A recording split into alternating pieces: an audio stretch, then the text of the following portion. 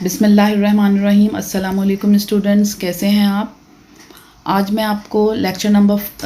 3 میں صوفیہ کرام کے بارے میں ایکسپلینیشن دوں گی، اور سیم یہی کوشچن جو ہے وہ آپ کا اسائنمنٹ 2022 جو اسپرنگ 2022 کا ہے، اس میں کوشچن نمبر 2 بھی آپ کو گیون ہے کہ صوفی کسے کہتے ہیں، اور جنوبی ایشیا کے صوفیہ کے سلسلوں کا آپ نے مختصر حال بھی بیان کرنا ہے، اور یہ بھی بتانا ہے ساتھ میں کہ صوفیہ نے کس طرح دین کی مدد کی۔ تو آئیے سب سے پہلے ہم دیکھتے ہیں کہ صوفی کہتے کسے ہیں۔ وہ بزرگان دین جو دین اسلام اور اس کے عقائد و روایات کو برقرار رکھنے کے لیے اپنا کردار ادا کرتے ہیں، وہ صوفی کہلاتے ہیں۔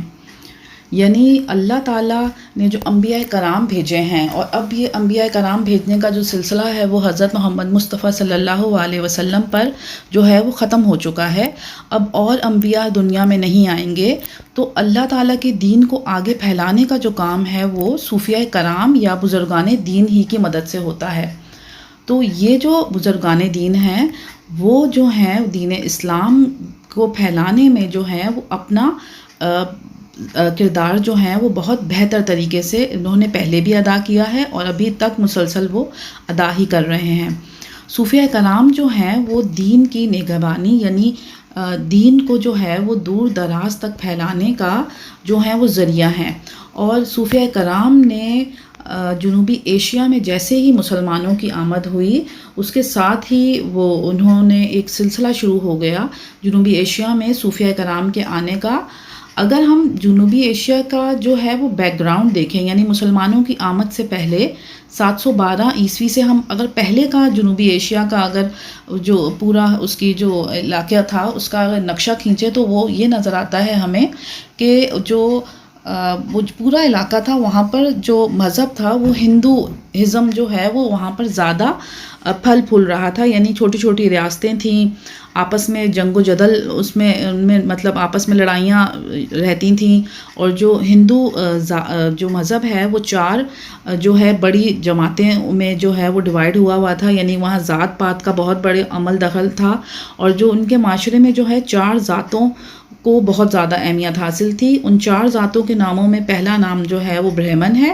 دوسرا جو ہے وہ کشتری تھا، اور تیسرا ویش، چوتھا شودر۔ برہمن ذات کو ان میں سب سے زیادہ اہمیت حاصل تھی، اور ان کا جو ہولڈ ہے وہ باقی تینوں ذاتوں پہ ہمیں نظر آتا ہے۔ یعنی جو ہے وہ مطلب آقا کا درجہ برہمن ذات کو جو ہے وہ حاصل تھا۔ اور جو سب سے چوتھے نمبر والی ذات ہے شودر، ان کو جو ہے وہ بہت ہی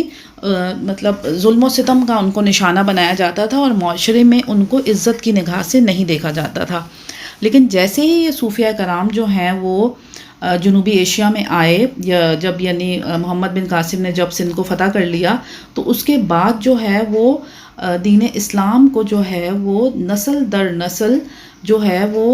اسلام کی جو باطنی روح ہے اس کو برقرار رکھنے کے لیے، اور لوگوں کو جو ہے وہ اسلام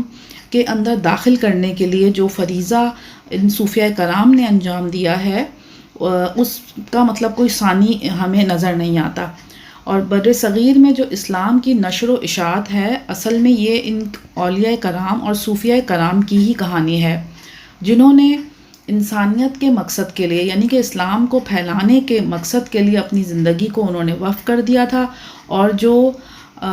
اسلام کی طرف مائل کرنے کے جو 2 اہم عوامل ہیں، ان مقدس بزرگوں کی اس میں سلسلے میں انہوں نے مدد بھی کی۔ ایک طرف تو یہاں پہ جو ہے وہ ذات پات کا نظام ہمیں نظر آ رہا تھا، اور جو مسلمانوں کی فتوحات سے پہلے یہاں پر سختی سے رائج تھا۔ میں نے آپ کو پہلے ہی بتایا، جیسے یہاں پر مسلمان جب تک نہیں آئے تھے تو جب تک یہاں پر بہت سختی سے وہ ذات پات کا نظام جو تھا وہ رائج تھا۔ ہندوؤں کا جو یہ نظام تھا وہ بہت ہی غیر منصفانہ تھا، اور جس کی وجہ سے جو لوگ تھے نا وہ الگ الگ طبقوں میں تقسیم ہو گئے تھے۔ جب یہاں پر اسلام آیا اور صوفیہ کرام مطلب یہاں پر آئے اور وہ اسلام کو لے کر آئے، تو اسلام جو ان مصیبت زدہ اور جو ظلم کے ستائے ہوئے جو لوگ تھے ان کے لیے یہ ایک امید بن کر آیا، اور مطلب انہوں نے جو ہے وہ اسلام کو بہت ہی خوش دلی کے ساتھ جو ہے وہ مذہب اسلام میں یعنی داخل ہو گئے۔ اب جو نیکسٹ ٹاپک ہے وہ ہے صوفی سلسلے۔ اب ہم دیکھتے ہیں آگے کہ کتنے زیادہ جو ہیں وہ صوفی سلسلے ہیں۔ یہاں ہمیں 4 بڑے صوفی سلسلے نظر آتے ہیں، جس میں پہلا جو ہے وہ سلسلہ قادریہ ہے، دوسرا سلسلہ نقش بندیہ ہے، تیسرا سلسلہ چشتیہ ہے، اور چوتھا جو ہے وہ سلسلہ سہروردیہ ہے۔ سب سے پہلے ہم بات کرتے ہیں سلسلہ قادریہ کی۔ صوفیہ سلسلوں میں سب سے جو پہلا سلسلہ ہے وہ سلسلہ قادریہ ہے، جس کی بنیاد جو ہے وہ شیخ عبد القادر جیلانی نے رکھی۔ دوسرا سلسلہ جو ہے وہ ہے سلسلہ نقش بندیہ، اس کی بنیاد جو ہے وہ بہاء الدین نقش بند کے نام پر ہے، اور یہ ذرا بر صغیر میں تھوڑا مطلب یہ 1300 جو ہے وہ 88 عیسوی میں جو ہے وہ یہاں پر جو ہے وہ بر صغیر میں داخل ہوا۔ تیسرا جو سلسلہ ہے وہ ہے سلسلہ چشتیہ۔ چشتیہ سلسلے کے جو بانی ہیں وہ ہیں خواجہ ابو اسحاق شامی، یہ 940 عیسوی میں یہاں پر جو ہیں وہ سندھ میں داخل ہوئے، اور بر صغیر میں خواجہ معین الدین چشتی اجمیری کے توسط سے بھی یہ سلسلہ جو ہے وہ آگے بڑھا۔ چوتھا سلسلہ جو ہے وہ ہے سلسلہ سہروردیہ، اس کے بانی جو ہیں وہ شیخ نجیب الدین عبد القادر سہروردی ہیں، اور ان کے جو سب سے مشہور جو بزرگ ہیں ان میں شیخ بہاء الدین ذکریہ جو ہیں وہ سب سے زیادہ نمایاں ہیں۔ اب یہ جو سلسلے ہیں یہ سلطنت دہلی کے قیام کے ساتھ ہی ایک ہی وقت میں یہاں آ گئے تھے، اور ان کی ابتدائی جو سال تھے مطلب یہ 10ویں صدی عیسوی 9ویں صدی عیسوی میں تقریباً 2000 ان کی خانقاہیں موجود تھیں، اور یہ جو خانقاہیں تھیں یعنی کہ جہاں ان کے رہنے کی جگہ اور اسلام کی تبلیغ کے جو مراکز تھے وہ الگ الگ مقامات پہ بنائے گئے تھے، اور یہاں پر جو ہیں وہ زائرین آتے تھے، اور زائرین کے لیے ایک یہ جائے سکون تھی، اور جو مطلب یہ ایک صوفی جو ہوتے ہیں وہ درویش صفت انسان ہوتے ہیں، تو ان کی صحبت میں وہ رہ کر جو انہوں نے دین اسلام کو قبول کیا۔ سلسلہ چشتیہ اور خواجہ معین الدین چشتی۔ جنوبی ایشیا میں جو نمایاں صوفیہ کرام ہیں ان میں خواجہ معین الدین چشتی کا نام جو ہے وہ سب سے زیادہ نمایاں ہے۔ ایک روایت ہے کہ مدینہ منورہ میں ان کو زیارت کے دوران ہی انہیں جو ہے وہ مطلب خواب میں انہیں ہندوستان جانے کی جو ہے وہ بشارت ہوئی، اس کے بعد ہی انہوں نے ہندوستان کی طرف جو ہے وہ رخ کیا، اور ان کی پیدائش کا جو سن ہے وہ ہے 1141 عیسوی، اور یہ سجستان میں پیدا ہوئے، اور انہوں نے جو تعلیم حاصل کی وہ سمرقند اور بخارا کے علمی مراکز سے حاصل کی۔ اس کے بعد ان کی ملاقات جو ہے وہ خواجہ عثمان ہارونی سے ہوئی، جن کے ساتھ یہ 20 برس تک وابستہ رہے، اور اس کے ساتھ ہی انہوں نے مختلف ممالک میں سیاحت کی، اور خاص طور پہ اس کے بعد وہ انہوں نے اپنا جو رخ ہے وہ سیاحت کا وہ بر صغیر کی طرف کر لیا۔ کچھ عرصہ انہوں نے لاہور میں قیام کیا، یہاں پر وہ حضرت دادا گنج بخش شیخ علی حجویری کے مزار پر حاضر ہوئے۔ اس کے بعد وہ اجمیر آ گئے، اور 1236 میں ان کی وفات ہوئی۔ جو اس سلسلے کے اور مشہور جو یہ ہیں بزرگان دین ہیں ان میں خواجہ معین الدین کے جو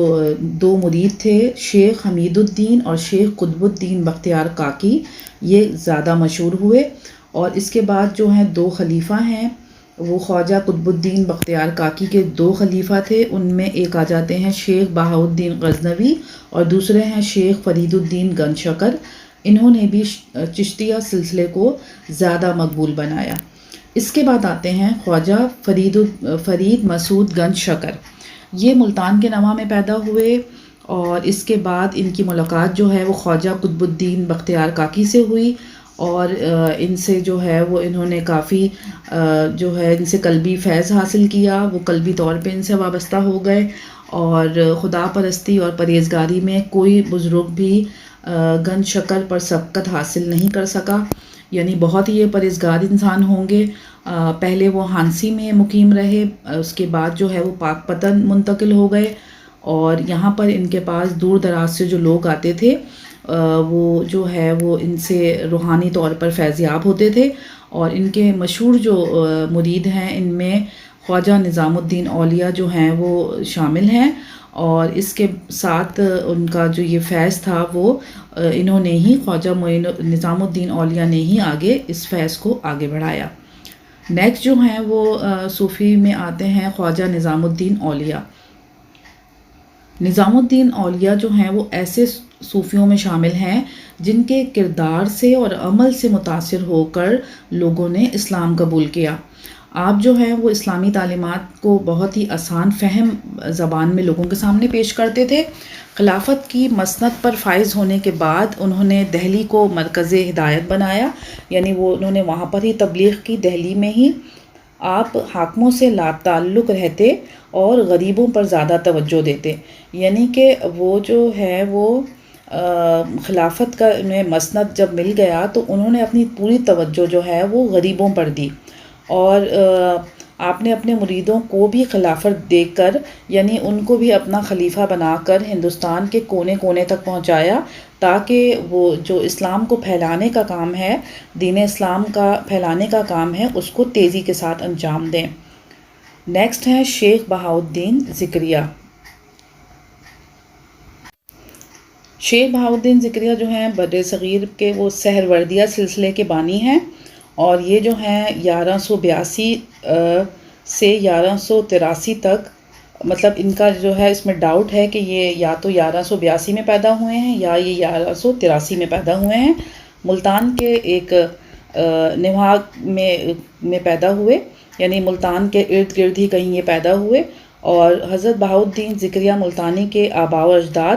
مکہ سے تبلیغ دین کی خاطر ملتان میں آباد ہوئے، یعنی انہوں نے مکہ سے ہجرت کر کر وہ ملتان آئے۔ اس کے علاوہ آپ نے علم حاصل کرنے کے لیے خراسان، بخارا، مکہ اور مدینہ کا بھی سفر کیا۔ بغداد میں خلافت کی اجازت ملی، یعنی کہ انہیں دین اسلام کو پھیلانے کا جو ہے وہ ٹاسک دیا گیا، تو انہوں نے ملتان ہی کو اپنا مرکز ہدایت بنا لیا۔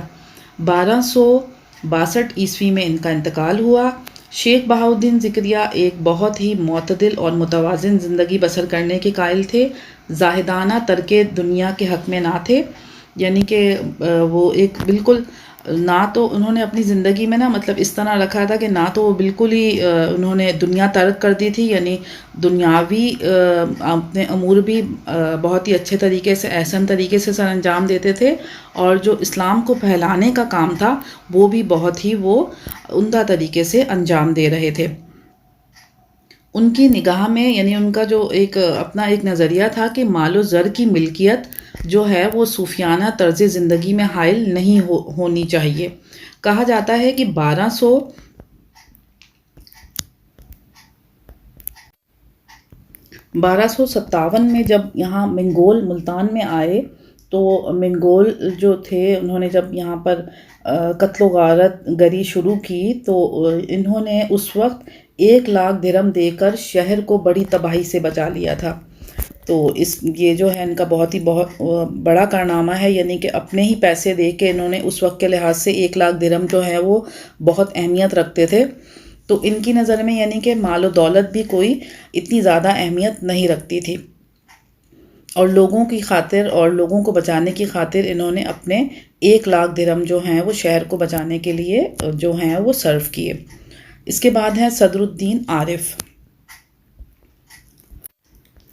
شیخ بہاؤالدین کی وفات کے بعد ان کے صاحبزادے ہیں یہ ان کے صاحبزادے صدر الدین عارف ان کے جانشین مقرر ہوئے، اور ان کے جو مرید ہیں سید جلال الدین بخاری، انہوں نے اچ کے مقام پر سہروردی مرکز قائم کیا، اور وہاں پر جو ہے وہ دین کی تبلیغ کا کام شروع کیا۔ نیکسٹ ہیں شیخ عبد القادر جیلانی۔ قادری سلسلہ طریقت کی بنیاد جو ہیں وہ بغداد کے شیخ عبد القادر جیلانی نے 1265 میں رکھی۔ بر صغیر میں اس سلسلے کو متعارف کرانے والے جو ہیں وہ ہیں شاہ نعمت اللہ مخدوم محمد جیلانی، اور جنہوں نے یہ جو کارنامہ ہے وہ 15ویں صدی عیسوی کے وسط میں سر انجام دیا۔ شیخ داؤد کرمانی اور لاہور کے جو شیخ ابو المعالی اور حضرت میاں میر احسن سلسلے کے جو ہیں وہ معروف ترین بزرگوں میں سے ہیں۔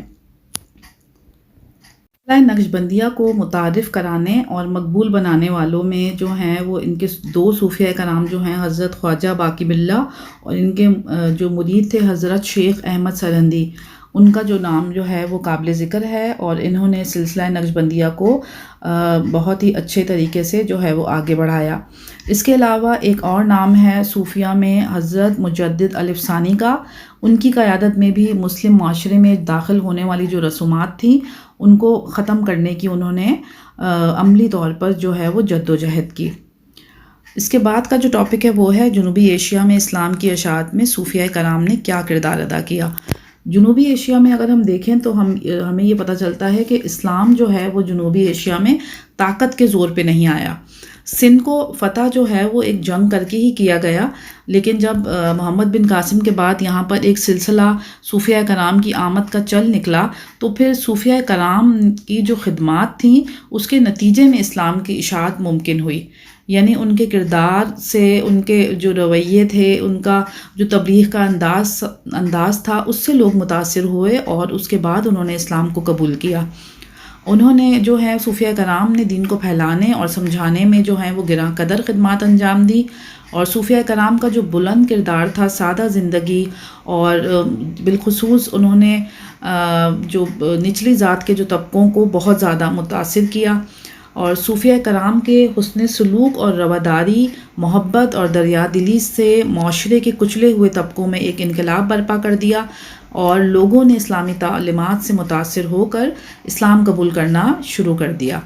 اور اس طرح جنوبی ایشیا کے دور دراز کے علاقوں میں صوفیہ کرام نے دین کی سربلندی کے لیے اپنی زندگیوں کو وقف کیا، اور جہاں جہاں بھی وہ گئے اسلامی تعلیمات کا درس اپنے عملی نمونے سے انہوں نے پیش کیا۔ یعنی اس پہ انہوں نے خالی زبان سے نہیں ان کو کہا بلکہ عمل کر کے بھی دکھایا،